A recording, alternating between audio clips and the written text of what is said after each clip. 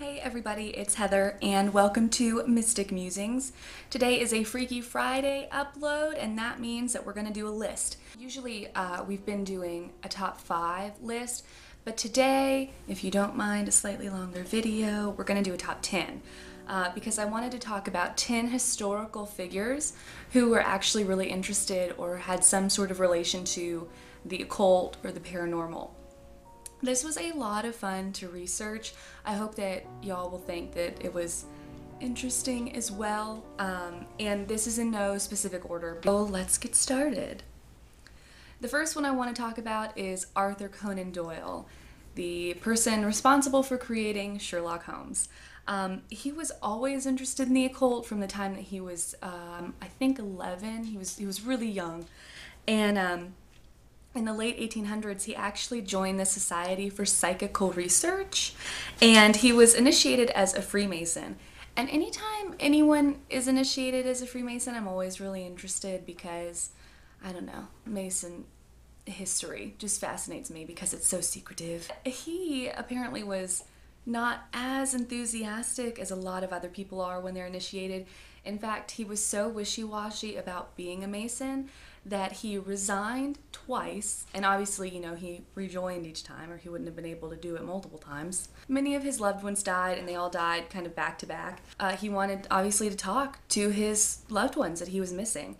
He was really, really fascinated by the idea that there was life after death. He wanted to prove that. He was looking for ways to prove that that existed. And he was a member of the Ghost Club. Now, surface level, the Ghost Club sounds kind of cheesy, but they actually have been around since the 1800s and are still, in fact, around today. They are all about researching the paranormal, trying to find proof of ghosts, all sorts of really, really neat things.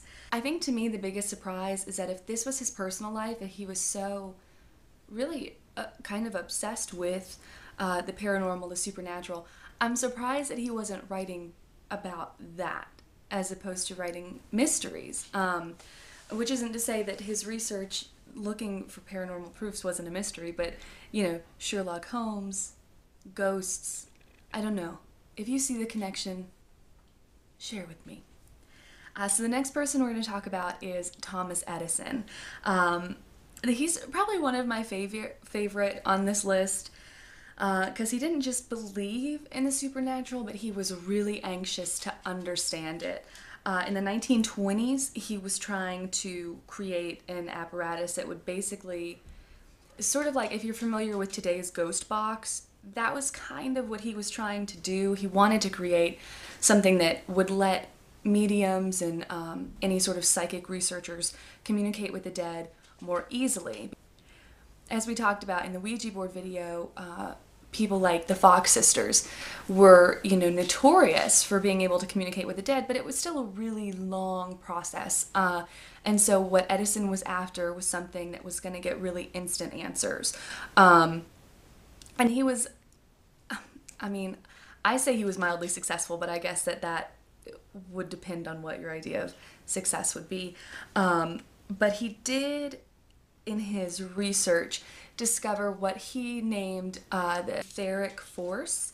And it was a supernatural force originally discovered by another scientist, but who had named it after the god Odin, which I think is really neat. Odin, by the way, is kind of like Santa Claus. We'll do a video on that around Christmas time. So the next person is Andrew Jackson. I don't know, maybe this is my favorite story. They're all my favorite story. But I'm sure that all of you are familiar with the Bell Witch. If you're not, comment and tell me, because we need to do a video on that. But when the Bell Witch was happening, everybody knew about it. Everybody knew. And Andrew Jackson was like, Bell Witch, like, I'm gonna take care of this thing. And so he rallied a group of his friends, and they all took off, and we're gonna go and, save the bells. So they left on horseback, and they had wagons and, everything that you would assume they would have. And before they could even reach the property, they were on a really smooth, leveled road, but when they were probably about a mile out from the house itself, everything just stopped. Their horses just stopped moving. They couldn't pull the wagons. It was as if they had hit an invisible wall, is really what it was described to have looked like. So they're not moving. They can't move. The people behind the horses, are whipping them and yelling and trying to get them to go, and it's not working. It's not successful. No matter what they do, these horses cannot move. And they were trying. It wasn't like the horses were afraid to move. They were just physically stuck.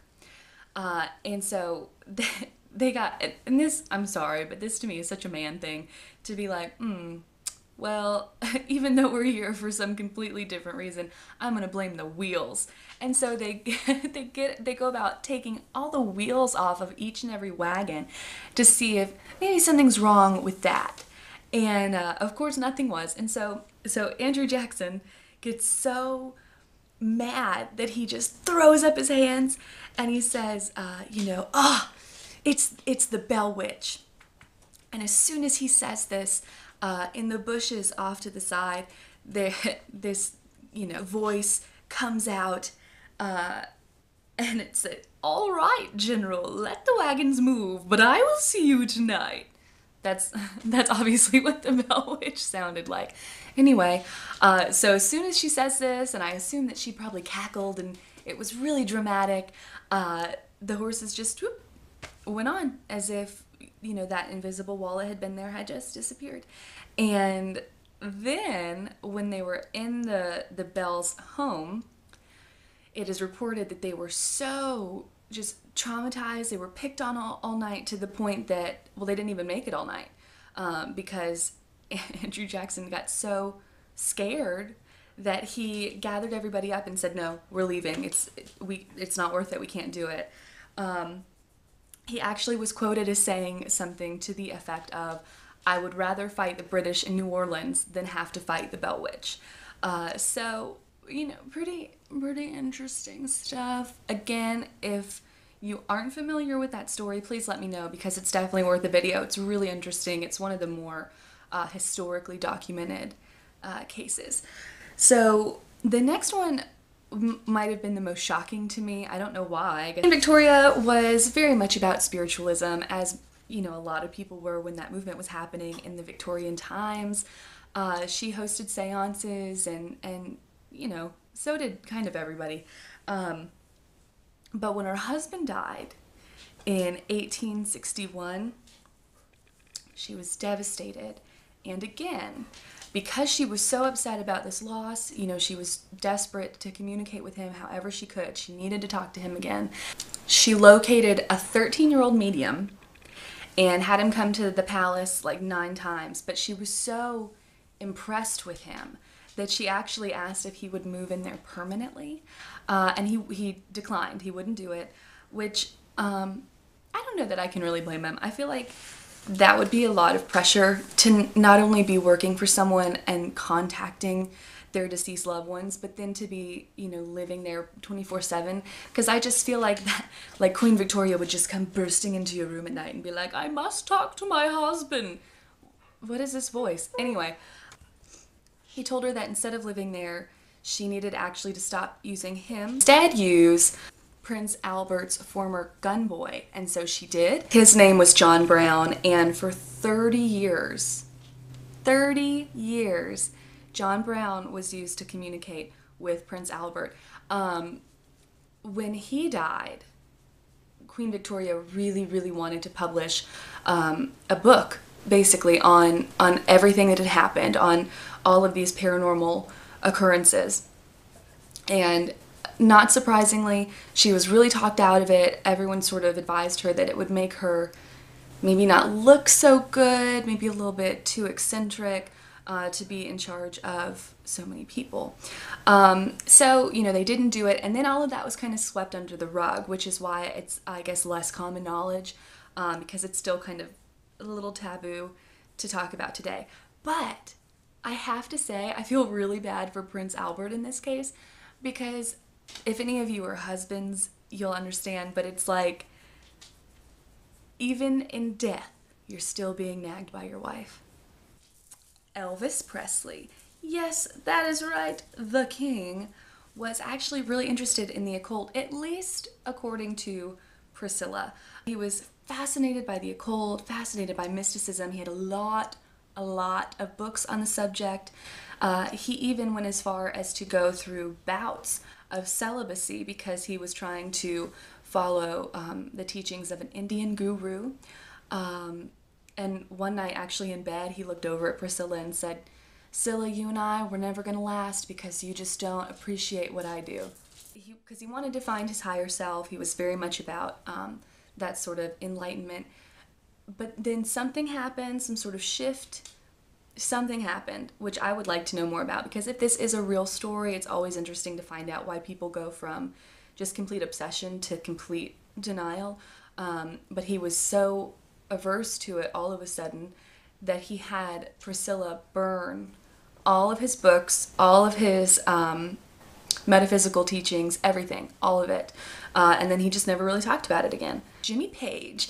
And this one is so cool. I feel like this one deserves a video on its own. If you'd be interested in that, let me know. But yeah, Jimmy Page, Led Zeppelin. In the early 1970s, he actually owned a bookstore in the UK that only had occult books and metaphysical books and all sorts of things like that. Obviously, as Led Zeppelin got bigger and bigger and took up more and more of his time, he had to close. But the really interesting thing is that, and if you're a huge Zeppelin fan, like none of this is surprising to you because you know all about really every band member's sort of different spiritual journey. And it's, again, it's so interesting. All of them have a story. But as far as Jimmy Page is concerned, he was fascinated by Aleister Crowley. And if you don't know who that person is, we definitely have to have a video on that. Please let me know in the comments below because well, it's a big deal. But he was fascinated with him and actually went as far as to say that he was just a misunderstood genius. Okay. Commissioned to write the soundtrack for Lucifer Rising, which was a film made by a Crowley admirer. The director said he was so frustrated with Page because he was too strung out, and he told him that he was just a dabbler in the occult. He wasn't serious about it, and he was too strung out to really produce any good music. Regardless, Page was really, really interested in Aleister Crowley, even going so far as to buy his old house at Loch Ness. And this house is supposedly haunted because it is said that on the land that it was built on, an entire parish full of people burned to death. So, not happy stuff. Anyway, like I said, there's so much more to this story. There's so much more to all of Led Zeppelin's spiritual story that's so fascinating. So if you would like a Zeppelin video, I would be happy to make one. Just let me know. So next is another scientist. I think that this one's really cool. I like when the scientists are on these lists because Sir Isaac Newton, very, very much interested in the occult. He was a devout Anglican and an alchemist, but he was also obsessed with biblical mythology, numerology, astrology, a quest for the philosopher's stone. Newton believed that the world could be understood through mathematics, as well as through secrets in the Bible, and it is through these beliefs and his fascination with numerology that he actually used the Bible to determine that the world would end in 2060. I'll let you know if that happens. We'll all meet back here in 2060 and have a little party. Did you guys do that last time? Did you have an end of the world party? I think I went to bed, so I had my priorities right. But the interesting thing about him determining when the world would end is that he was very, very against people who claim to have that number down. So it's funny that, you know, he very much mistrusted those people, but then he was like, except that it's 2060. Like, I'm right. Anyway, so there's a lot of presidents that have paranormal stories, but this one is a first lady. Julia Gardner Tyler was first lady and wife to John Tyler. She's not only interested in the supernatural, but again, she hosted seances and all sorts of things. The really interesting meeting, if you will, that she had, they were trying to understand human magnetism and mysticism. And so it's reported that at this party, one of the seamstresses actually levitated a table. And Tyler, instead of being like, it is a ghost, because that's what she sounded like, she said, well, okay, good. Then we have proof that, there's human magnetism and it has a force on things and we can levitate tables. That would be a fun tutorial. Like, how to levitate a table. Brought to you by me. We'll try it. Okay. She was a little bit psychic. She had a lot of premonition type dreams. One night she dreamt that her husband was in Richmond's Exchange Hotel and that he couldn't breathe. He was grasping at his necktie, and she was so distraught by this dream. It was so real to her that she left. She went to that hotel. She found her husband. He was fine. She was so relieved. 2 days later, he died in that exact manner. And she had told friends, before his death about this dream. So it wasn't that she just came up afterwards and was like, yes, I knew that was going to happen. I mean, a lot of people had heard her being really afraid because of this dream. So, it's, if you trust those people, it is reported that that really happened. 27 years later, she went back actually to that same hotel. She got a room and she died that night. So, I feel like that's kind of poetic, kind of beautiful, kind of really creepy. But anyway, next we do have a president. I couldn't resist, Abe Lincoln. Now, in the Ouija board video, wow, I could just keep referencing that video. Maybe you should all watch it. In the Ouija board video, I did mention that Abe Lincoln's wife was very much about the occult because, again, she really wanted to talk to her deceased child.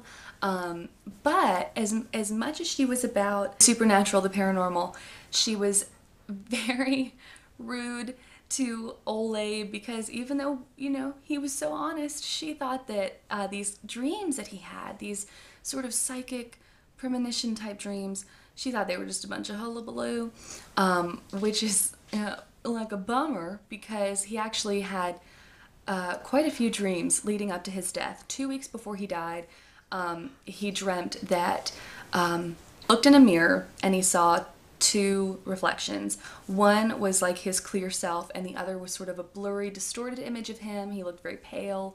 He looked very sickly. And he took it to mean that he survived his first term as president but would not survive his second. Which I think, wow. I would love to hear him read poetry. He's so about that symbolism. But so, again, his wife was like, get over it. Well, then he had a dream about a week before his death that he heard crying in a room in the White House. He went, he found the room. There was a coffin and there was someone sitting there mourning. And he looked at the woman who was mourning and he said, who died? And she said, the president. And he looked in the coffin and it was him. Now, with that said, it's super chilling, very, very crazy. But the last thing I would do if I was having these crazy dreams about, like, me dying would be like, let's go to the theater. I would have, like, an armed guard on one side of me, a priest on the other. Like, I would be sitting in a corner 24/7. Like, yeah, it would be no way to live, but I'd be living. But then that just makes me think about, what are those movies? Final Destination, where like you can't escape it. It's just gonna get worse every time you survive. So maybe, I don't know, maybe the theater was a good way to go. So lastly, number 10, if you've made it this far, awesome. Thanks so much for sticking around. George Washington. So This one's like pretty spooky, but like weird, really bizarre. He again had this prophetic vision. Everyone is a prophet. So George Washington heard a voice that said, "Son of the Republic, look and learn." He saw a dark being mid-air between Europe and America, dipping water out of the ocean in the hollow of each hand. This shadow person then basically drowned America. It was horrible. He could hear the screams of the American people. And then next, because this is a three-point vision, the creature dipped water from the ocean again, sprinkled it on America as they had before, and all of these villages sprung up. But then from Africa was an ill-omened specter approaching America. So everybody in the villages that had just sprung up went to attack this person. There was a battle waged, and then an angel appeared with the American flag and said, "Remember, ye are brethren." Next, in this little vision, Europe, Asia, and Africa all attacked America. This is just a really sad vision. I don't like it. The angel, now with the word union on its forehead, an American flag in one hand and a sword on the other, descended from the heavens and helped in battle. I don't know if this is something that's yet to come. I don't know. All I know is that I want a shirt with that angel because that screams America to me. I'm just saying. Picture it. If any of you can draw, let's get that worked up. Let's make a channel shirt with that angel on it. Actually, he even had another story where the night before battle, he went into the woods and talked to white-faced spirits to get advice on how to proceed. Now, historically, this is talked about as being white-faced natives, but the Indian people actually talked about their ghosts, their spirits, as white-faced beings. So take it as you will. I like to think that he talked to some ghosts about how to fight, but that's just me. Anyway, I know that this was a longer video than usual. I promise not to do a ton of these because if anyone has the attention span that I do, it just wouldn't be fun. But I thought that this was it was a cool list. I wanted to do 10. I didn't want to cut anybody out. And let me know opinions in the comments. Again, if you want to do a Led Zeppelin video, if you want to do a Bell Witch video, let me know all these things. And I will see you for Spooky Sunday. Thank you guys so much.